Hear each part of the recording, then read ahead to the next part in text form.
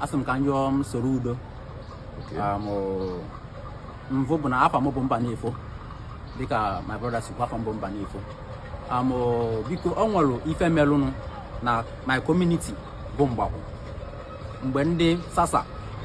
bịa achọta one of our brother bụ akede. So mgbe a bịara mee ihe emelụ ịma na eso m na one of the victory akpọrọ that day. So akpọrọ m mgbe akpọrọ m anọ m na my shop wee bịa kpọrọ m nwere any small bana mme mana agbu m mana aka that day many things happen. Yeah, na abụ m egbu m but I thank God as na the apa mma now anasigo mana o nwere ofi ihe nse ka nyọ bụ nke na-eri m nne na alụ because na that day eburu my generator and that generator now bụ the only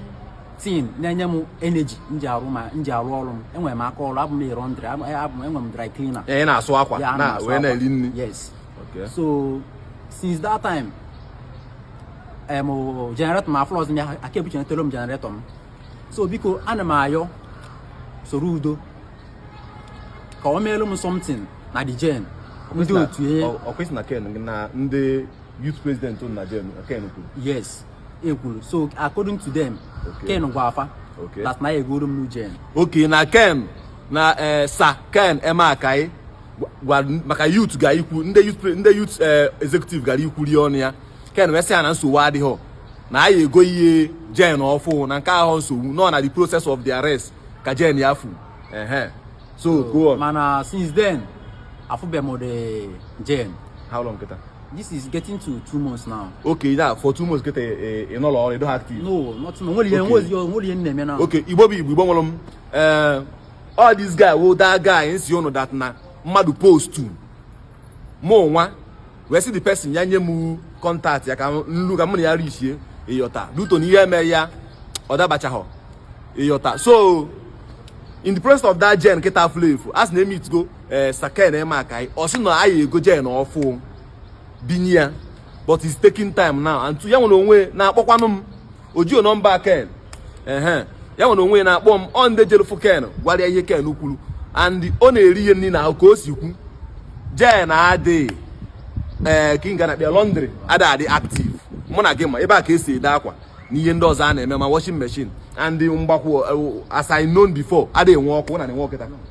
mgbakwo adị enwe ọkụ. So biko nna ya the whole authorities Sir Emakai as you promised I believe in words iyota my word is my bond with people even self keta ọfụrụ m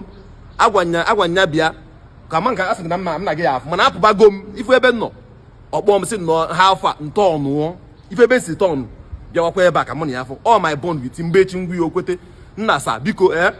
ayọ ka nna ayọ taa gị na authorities Anambra State gọọmenti anyị ụnụ kara ejen and onwe ihe ọgwa m metụtara m ọ sị m na ọha ayọ jen ọfụ na ọ dị ayọ jen ọfụ na ọ bụgodu nke eyuzugolo eyuz ka ọ fụgodi nke o ji ede mmanụ ịyọta. Ọ sị na ya breadwinner of the family ngwa na ya mazi ka ndị ọ na-ewinuru bread dis kịta do biko Sir Ken Emakai kedu vote jen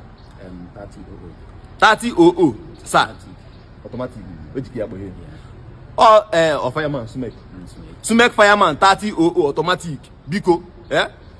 ihe elokwanụ IS ama price ya mana ruo 500,000 do biko ọsụkwa na ọ bụ na ị nwere Belgium jipụte ka ọ lọbagodo ọrịa ịyọta onwe there is no cause for alarm biko nu do biko tụsaa na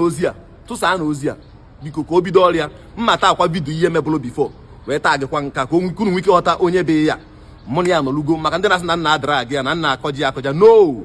I must ask question webe gị iwe mana mụ na ga ya dị na mma nna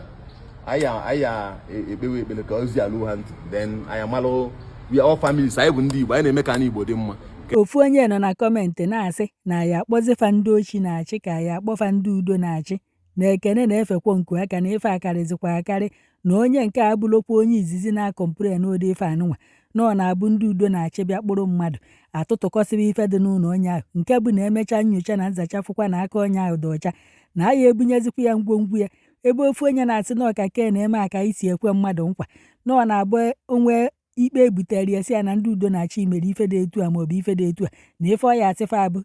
na ya akwụ ụgwọ na ya eme nke a na emechaa na ọ nwerekwa nke ọ na-eme amakwụ ma lejediri ife ndị mmadụ tikwa na kọmentị ka m na-akọrọ ụnụ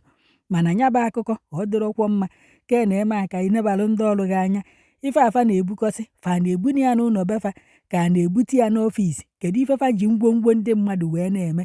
onwe onye unu kpuje mechaa nyocha na nzachafụ na aka onye ahụ dị ọcha unu ebikọ ịnụ ya ngwongwo enu